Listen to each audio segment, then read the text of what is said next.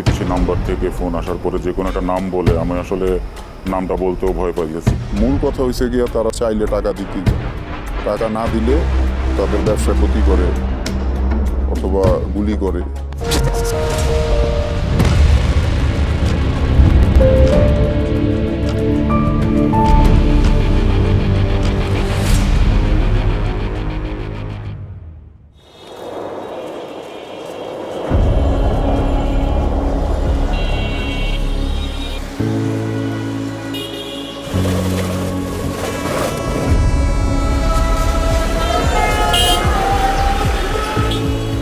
দিনের আলোয় চলছে অন্ধকারের খেলা।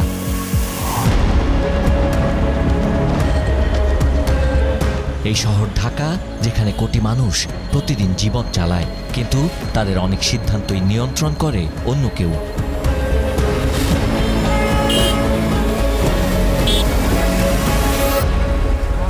আপনি কোথায় ব্যবসা করবেন, কত টাকা আয় করবেন, এমনকি বাঁচবেন কিনা, সবকিছুর ওপরেই রয়েছে এক অদৃশ্য নিয়ন্ত্রণ। জিন্দা, আকাশ, রাব্বি, ল্যাংড়া রুবেল সবাই মিলে মারছে।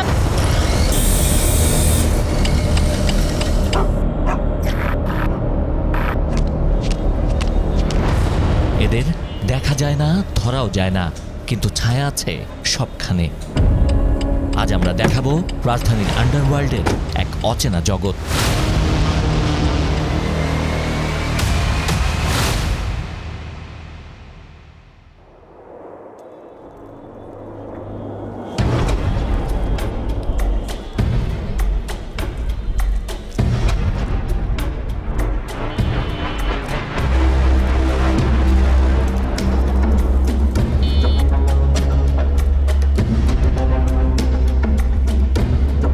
পাথরের এই নগর দেখে স্বাভাবিক মনে হলেও আড়ালে রয়েছে ভিন্ন এক গল্প। এখানে নিয়ম ঠিক করে অন্য কেউ, ভয় যেখানে দৈনন্দিন বাস্তবতা। কিন্তু কেন? উত্তর জানতে সাম্প্রতিক কিছু ঘটনার দিকে নজর দিতে চাই।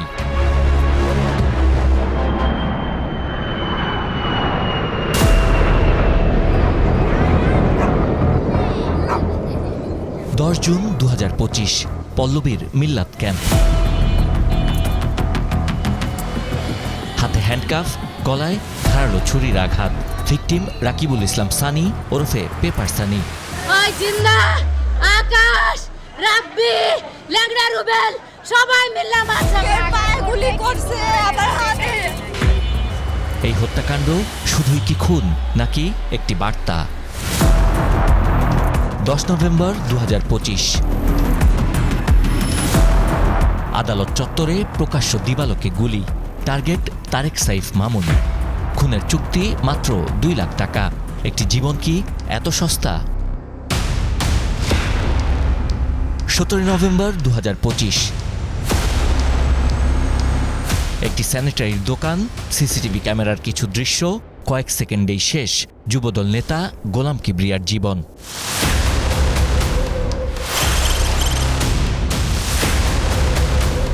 ঘটনাগুলো আলাদা মনে হলেও আসলেই কি তাই, নাকি সবগুলোই একটি নেটওয়ার্কের অংশ?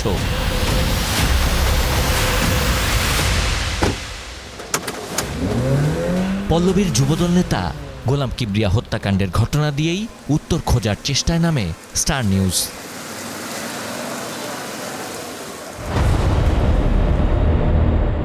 রাজনৈতিক প্রতিহিংসা আর ক্ষমতার দ্বন্দ্বেই প্রাণ দিতে হয়েছে যুবদল নেতা কিবরিয়াকে, অভিযোগ পরিবারের। একটা হুমকির মতো মনে করতেছিল যে এই যদি এভাবে এগিয়ে যায় হয়তো তাদের পজিশনটা নড়বড়ে হয়ে যাবে। এই ভয়টা আমার মনে হয় তাদের ভিতরে কাজ করছে বলে তারা এই সন্ত্রাসীদের দ্বারা এই হত্যাকাণ্ডটা ঘটাইছে। এইটার সাথে আন্ডারওয়ার্ল্ডের কানেকশন তো অবশ্যই আছে, কারণ যেই সব আসামিরা এই পর্যন্ত গ্রেপ্তার হয়েছে তাদের ভাষ্যমতে তারা হচ্ছে যে মামুন তার দলের লোক এবং তার ছোট ভাই মশিউর তার দলের লোক। আমাদের জীবন এখনো শুরু হয়নি, তার আগে আমাদের বাবা আমাদেরকে ছেড়ে চলে গেছে। একটারও যদি বিচার হতো মানুষ ভয় পাইতো যে না বিচার হচ্ছে, এটা করা যাবে না, কিন্তু হচ্ছে না তো। গোলাম কিবরিয়া হত্যায় জড়িত 5 জনের 4 জনকেই গ্রেপ্তার করেছে র্যাব।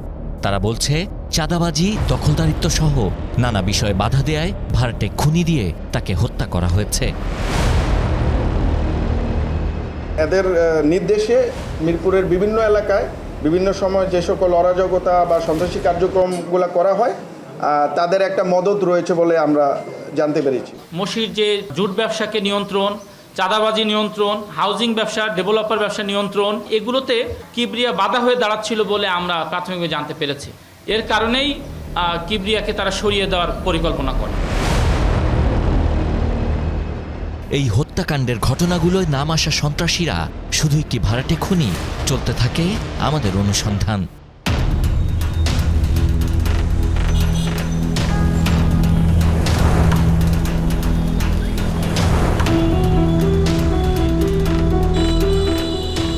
রাজধানীর বৃহত্তর মিরপুর এলাকা জনবহুল হওয়ার পাশাপাশি রয়েছে শিল্প কারখানা, পরিকল্পিত আবাসন ও বিহারি ক্যাম্প।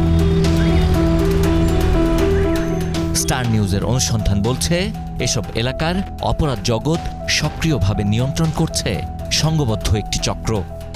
আমার জামাই আমার ভাই যদি কাজে গেল, গুলি করে দিল, কুপাই দিল, কোন ভাই দায় বাই নেন, আপনি আমার জামাই আমার ভাইকে ফেরত দেন, দিবে নাই না। আর এখন সবাই ভয়ে আছে, কেউ চায় না যে এদের বিষয়ে মুখ খুইলা, এদের বিষয়ে কোনো কিছু কইরা এদেরকে আমরা হারাইয়া ফেলি। গেল বছর জুলাইয়ে পল্লবীর একটি আবাসন প্রকল্পে হামলা চালায় সন্ত্রাসীরা। গুলিবিদ্ধ হন প্রতিষ্ঠানটির এক কর্মকর্তা, আহত হন বেশ কয়েকজন।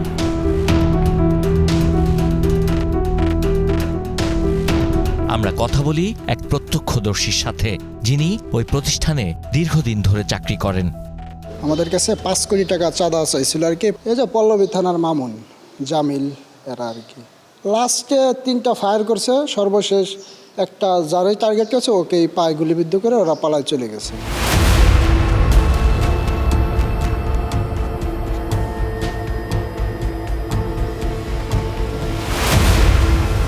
এলাকার ব্যবসায়ী মহলেরও দাবি, এই নামগুলো নতুন নয়। তারা প্রথমে চাঁদা দাবি করে, এরপর আসে হুমকি এবং সবশেষ হামলা।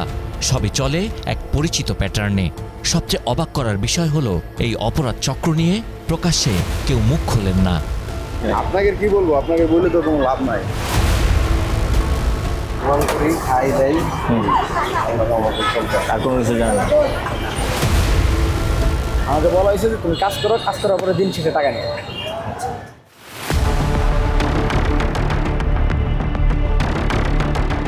বিদেশি নাম্বার থেকে ফোন আসার পরে যে কোনো একটা নাম বলে আমি আসলে নামটা বলতেও ভয় পাই গেছি। আমার নিজেরও জানের ভয় আছে। কিছুদিন আগে চাঁদার হুমকি পান এই ব্যবসায়ী। পরিচয় গোপন রেখে কথা বলেন স্টার নিউজের সাথে। চাঁদা না দিয়ে অথবা তাদের সাথে সমঝোতা না করে উপায় থাকে না। প্রশাসনকে জানাইলেও প্রশাসন বিদেশি নাম্বার ট্রেস করতে পারে না, বিদেশি নাম্বারের এগেনস্টে কোনো ধরনের অ্যাকশনেও যাইতে পারে না।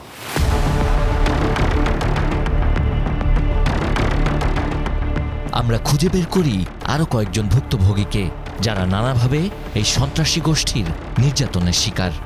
কেউ একটা বাড়ি করতে গেলে তাদেরকে চাঁদা দিতে হবে, না দিলে তাদের ওরা বাড়ি করতে দিবে না। তাদেরকে ছুরি দেখানো হয়, চাপাটি দেখানো হয়, বলে যদি তোরা কোনো কমপ্লেন করিস হাত কেটে ফেলবো, পাও কেটে ফেলবো, এরকম অ্যাভেলেবেল হচ্ছে। এরা হচ্ছে মুক্তার, তারপরে সোহাগ, ইব্রাহিম, মামুন, এই 4-5 জন আর কি। পুরা এভিনিউ 5 পল্লবী থানা, এরা পুরো মনে করেন এদের রাজত্বে চলে। মানে ব্যবসা করতে হলে তাদেরকে টাকা দেওয়া লাগবে, তা নইলে ব্যবসা করা যাবে। মনে হয় যে ওদের রাজত্ব দুনিয়ায় এদের ভয়তে অনেকে মুখ খুলে না।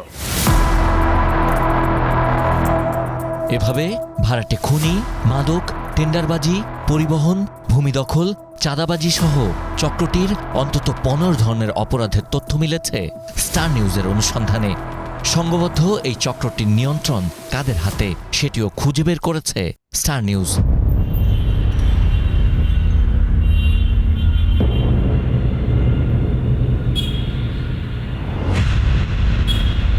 ঘড়ির কাঁটায় এখন রাত 12টা এবং আমরা এই মুহূর্তে একটি নির্জন জায়গায় অবস্থান করছি, কারণ আমাদেরকে আসলে বলা হয়েছে এই রকম একটি জায়গায় অবস্থান করতে।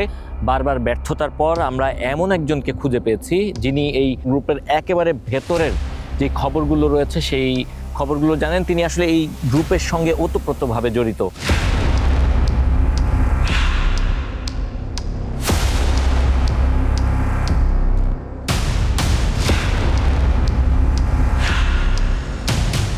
আন্ডারওয়ার্ল্ডের এই জাল থেকে বেরিয়ে আসতে চান তিনি, তাই ক্যামেরার সামনে মুখ দেখাতে রাজি নন। কিন্তু তার বক্তব্যেই উঠে আসে ঢাকার আন্ডারওয়ার্ল্ডের ভেতরের বাস্তবতা, যেখানে তাদের প্রতিটি অপরাধের নেপথ্যে রয়েছে নির্দিষ্ট কাঠামো। ধরেন একটা লোককে মারার কন্ট্রাক্ট আসছে, তো সেই কন্ট্রাক্টটা নেওয়ার পরে তারা কাউরে ফোন দেয়, ফোন দিয়া বলে যে এই লোকটারে ছবি দিলাম, অমুক জায়গায় থাকে। তারপরে তারা অস্ত্র পাঠায়, অনেক সময় অস্ত্র ভাড়া দেয়, তারপরে কাজটা সমাধান করে। অনেক সময় মারার ভয় দেখায়, চাঁদাবাজি করে। এইভাবে তারা আসলে এই সিন্ডিকেটটা চালায়। স্টার নিউজের অনুসন্ধান বলছে মূলত 4 সন্ত্রাসী নিয়ন্ত্রণ করছে এই অপরাধী গোষ্ঠী। মফিজুর রহমান মামুন ওরফে কালসি মামুন, ইব্রাহিম ওরফে কিলার ইব্রাহিম, শাহাদাত হোসেন এবং মুক্তার হোসেন আন্ডারওয়ার্ল্ডে যারা পরিচিত 4 স্টার গ্রুপ নামে। মূল কথা হয়েছে গিয়া চাইলে টাকা দিতেই হবে, টাকা না দিলে তাদের ব্যবসা ক্ষতি করে অথবা গুলি করে। যেটা করলে মনে করে যে মানুষ আতঙ্কে থাকবে, তখন মানুষ টাকা দিয়ে দেয়। অনেক সময় এই কাজটা 4 স্টারের এক একজন নিজের মতো করে, বড় কাজ হইলে সবাই মিলে একসাথে করে। চাঁদা এখানে কোনো অনুরোধ নয়, এক ধরনের বাধ্যবাধকতা। মাদক ব্যবসাও চলে একই নিয়মে। জমি জমা বিভিন্ন সমস্যা অনেক সময় থাকে, যেগুলি আদালতের মাধ্যমে সমাধান হয় না। এই সমস্ত বিষয়ের খোঁজ খবর পাইলে তখন তারা গিয়া দখল করে, অথবা কারো পক্ষে গিয়া দখল করে। আবার বাড়িঘর করতে গেলে তখন মানুষের কাছ থেকে চাঁদা দাবি করে, অথবা যদি কেউ চাঁদা দিতে না চায় তখন তারে হুমকি দেয়, প্রয়োজন হলে গুলি করে।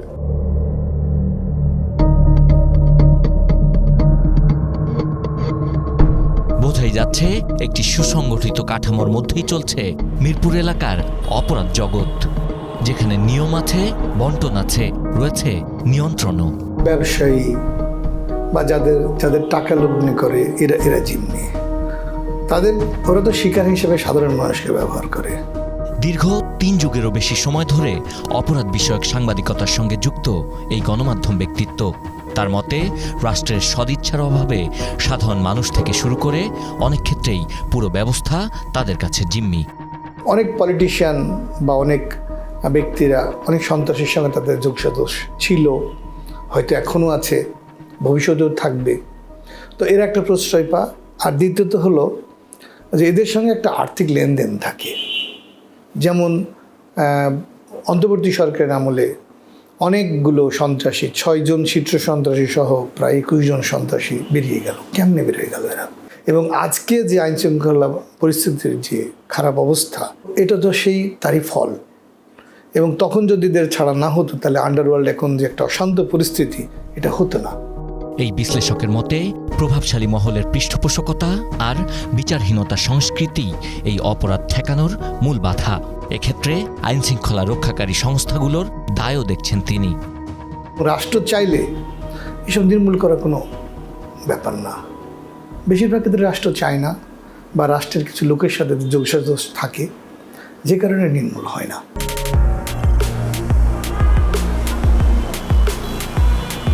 এতক্ষণ আমরা দেখেছি খুন, চাঁদাবাজি আর আতঙ্কের চিত্র। এবার উন্মোচন করতে চাই কাদের মাধ্যমে 4 স্টার গ্রুপ আড়াল থেকে নিয়ন্ত্রণ করছে ঢাকার মিরপুর, পল্লবী আর ভাসানটেক এলাকা। এই 4 স্টার গ্রুপের হয়ে মাঠে কাজ করে শত শত কর্মী। এর বড় একটি অংশ নিয়ন্ত্রণ করেন বিএনপির পদধারী নেতা কালসি মামুন।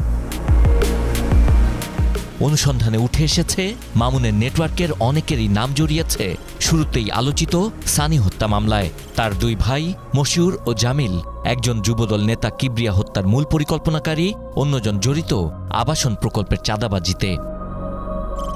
4 স্টার গ্রুপের আরেক প্রভাবশালী ব্যক্তি কিলার ইব্রাহিম। তার অনুসারী জনি ভুইয়া কিবরিয়া হত্যা মামলায় গ্রেপ্তার হয়েছেন।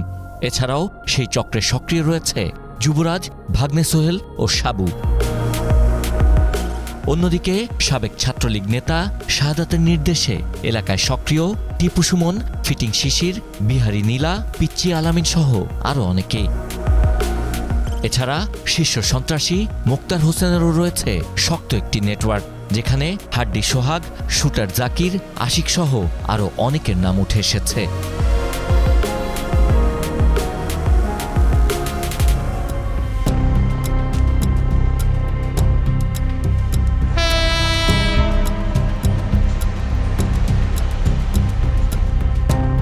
ঢাকা শহরে অন্তত 2 কোটি মানুষের বসবাস। অর্ধশত থানা নিয়ে আইনশৃঙ্খলা পরিস্থিতি নিয়ন্ত্রণ করছে মহানগর পুলিশ। এর বাইরে র্যাব, সিআইডি, পিবিআই সহ বেশ কয়েকটি সংস্থা কাজ করলেও সংঘবদ্ধ অপরাধ নিয়ন্ত্রণ করা যাচ্ছে না। কিন্তু কেন?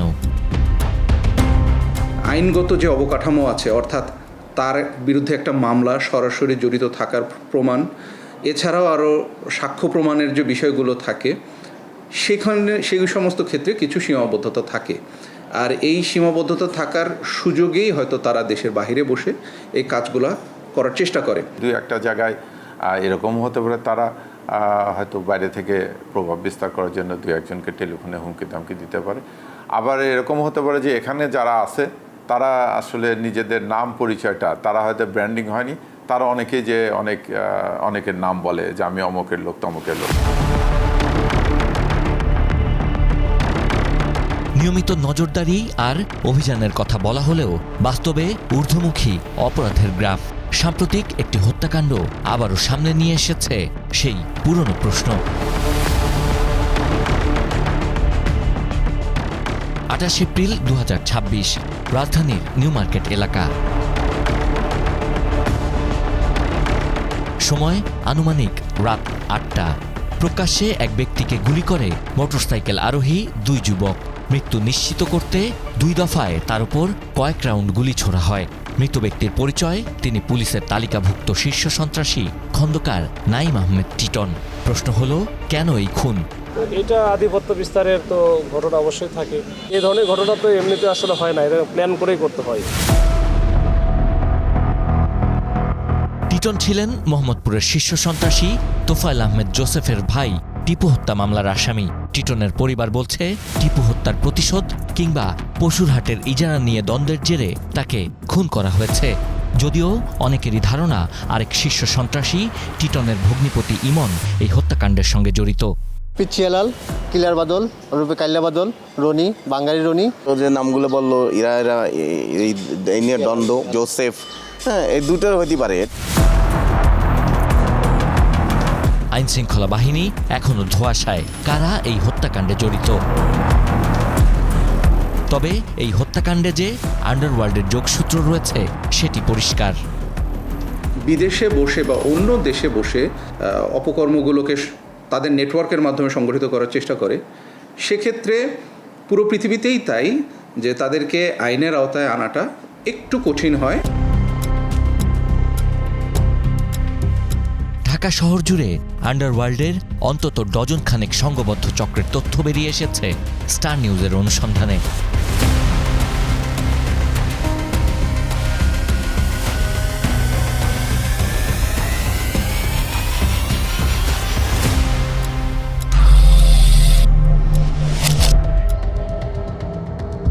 মোহাম্মদপুর বসিলা শেরেবাংলা নগরের একাংশ ইমামুল হাসান হেলাল ওরফে পিচ্চি হেলালের নিয়ন্ত্রণে। এই এলাকায় সক্রিয় আছেন আরেক শীর্ষ সন্ত্রাসী তোফায়েল আহমেদ জোসেফ এবং killer Badal. Dhanmondi, New Market, Hazaribagh, Elephant Road সহ আশপাশের এলাকার নিয়ন্ত্রণ সানজিদুল ইসলাম ইমন ওরফে ক্যাপ্টেন ইমনের। তেজগাঁ, ফার্মগেট, কারওয়ান বাজার, পান্থপথ ও শেরেবাংলা নগরের একাংশ সুইডেন আসলামের নিয়ন্ত্রণে। মতিঝিল, সবুজবাগ ও কমলাপুর এলাকা নিয়ন্ত্রণ করছেন জিসান আহমেদ মন্টি ওরফে জিসান। মৌচাক, আনারকলি মার্কেট এলাকায় নিয়ন্ত্রণ করেন খোরশেদ আলম রাসু ওরফে ফ্রিডম রাসু। পোস্তগোলা এলাকা নিয়ন্ত্রণ করেন মশিউর রহমান কোচি। শাহজাহানপুর, বাড্ডা, রামপুরা এলাকা নিয়ন্ত্রণ করেন শাহজাদা ও ফ্রিডম মানিক। গুলশান এবং বাড্ডার একাংশ মেহেদি হাসান কলিন্স ও শাখাওয়াত হোসেন চঞ্চলের নিয়ন্ত্রণে।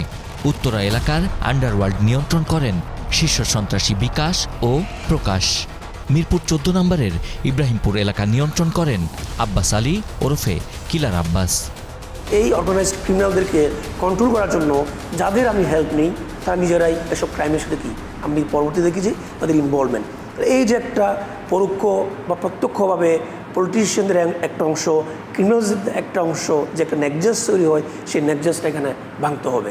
যদি আমরা এটা ভাঙতে না পারি তাহলে সেই আন্ডারগ্রাউন্ড সবসময় থাকবে, সবসময় মাস কিলিং হবে, সবসময় একটা এলাকায় এক প্রকার ট্রাসি রাজত্ব তারা কায়েম করার জন্য তারা ট্রাই করবে। আন্ডারওয়ার্ল্ড এমন এক গোপন নেটওয়ার্ক যেখানে ক্ষমতা, টাকা আর ভয় এই তিনটিকে হাতিয়ার হিসেবে ব্যবহার করে সমান্তরাল একটি শাসন ব্যবস্থা কায়েম করা হয়।